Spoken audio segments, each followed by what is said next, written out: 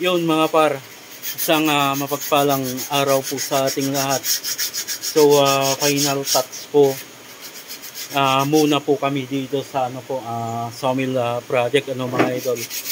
So bago natin silipin mga idol yung kabuuang tinapos po namin dito sa sawmill project mga idol. Lahat po ng naging additional, then yung mga naunang napagkasunduang gagawin dito mga idol. Sisilipin na po natin lahat So bago yan mga idol ay magpapasalamat po at lubos-lubos ang aming pasasalamat mga idol sa may-ari po nitong bahay, kila Ma'am Belinda at kay Sir sa tiwalang binigay po sa amin. Hindi po sa pagyayabang mga idol. Kung meron man kaming mga boss o may mga naging pinagtrabahuan na kami, although lahat naman po sila ay mababait at mapagbigay mga idol.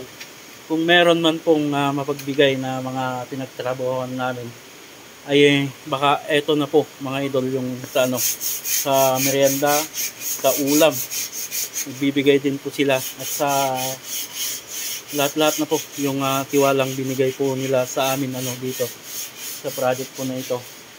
Thank you so much, Madam and Sir. God bless po and God bless your home. So silipin natin mga idol yung mga naunang kontrata natin dito Yun mga para, so unang phase po ng aming kontrata mga idol ay sa Kisame mga idol.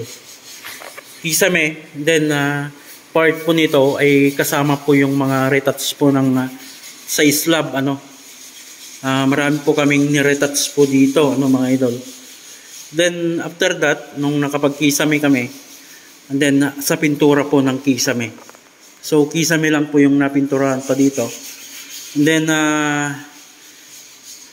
ang naging problema dito mga idol, kaya hindi kami nakapag final touch agad sa pintura ng aming Kisame mga idol, ay sa imperfection po sa palitada So kailangan naming ayusin muna mga idol yung yung imperfection ng palitada bago namin na-finish po itong sa Kisame mga idol, sapagkat ayaw naman po namin magdoble trabaho mga idol. Pinag-grind ko po lahat ng imperfection sa palitada, although may naiiwan naman po talaga po. May naiiwan pa talaga na kailangang lihain, pero hindi na po marami Yan, eto naman po ay sa walk-in po ito, walk-in closet ng master's bedroom. And then CR po ng master's bedroom, ito po yung pili nila. Then PVC yung sa Kisame. Then PVC din po dito. Papalinis pa natin yan sa yung natalsikan dyan sa taas. Ayan. Then nung natapos yung Kisame mga idol, ito naman po yung pinasunod nilang pinagawa mga idol. Itong sa nook bar, sa island, and then yan sa lababo.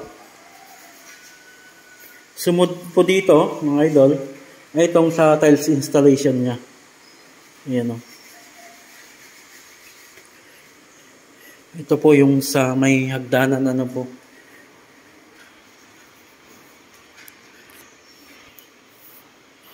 Yan.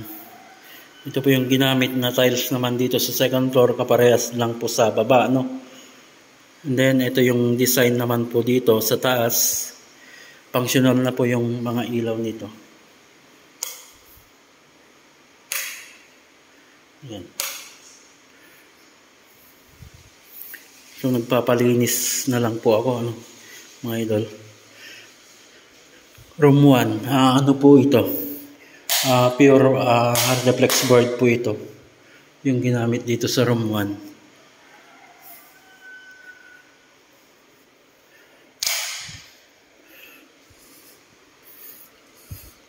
Sa room 2 mga idol, yan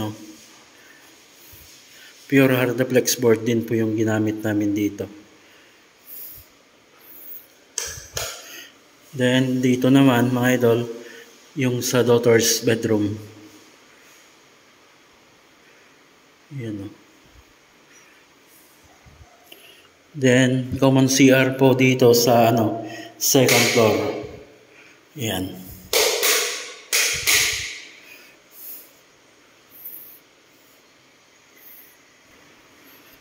And then mga idol, ito pa yung naging additional mga idol. So additional na po ito. Itong size slab po. Baba po nito ay sa terrace Yan.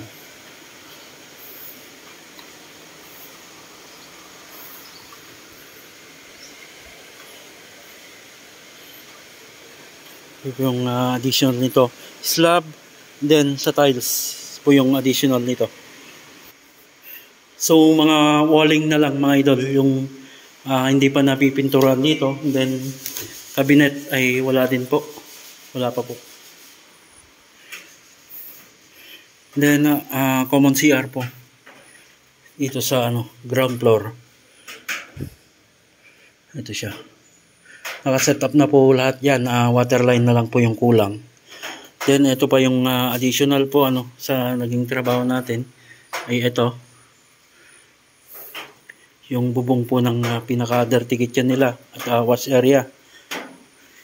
Then habang lumilipas yung araw mga idol ay nagpa-additional pa ulit sila dito mga idol. Papunta doon sa harapan. So open canal po yung pinalagay ni Madam po para dito. Sila po yung nag-decide. Then dito naman sa terrace, wala pa po ito noon mga idol. Sa mga sumusubaybay po sa amin ay wala pa po ito noon. So naging additional din po ito Yan. So yung pinagamit po dito ay yung traditional baluster Then sa pasamano niya, yung upuan, ayan, tiles po na ceramic. Maski po yung ginamit namin dito sa labas mga idol ay ceramic tiles. O yung binababad sa tubig. Ayan. Yan mga idol. So hindi naman po tuloy-tuloy yung aming paggawa po dito. Makasabihin po ng iba ay masyado kaming matagal dito. So per scope po yung naging kontrata dito mga idol. So kung may budget saka pa lang naman po nila pinapatuloy po ito Then idagdag na rin natin yung madalas na sama ng panahon. Hindi natin pwedeng isakripisyo mga idol yung kalusugan ng ating kasama. Na kahit nasa outdoor tayo nagpapatrabaho pa tayo lalo na pag umuulan. Yun mga par, so inuulit ko mga idol, maraming salamat po sa may-ari po nitong bahay sa Tiwalang binigay po sa Palitada King thank you so much again madam and sir. God bless po and God bless your home.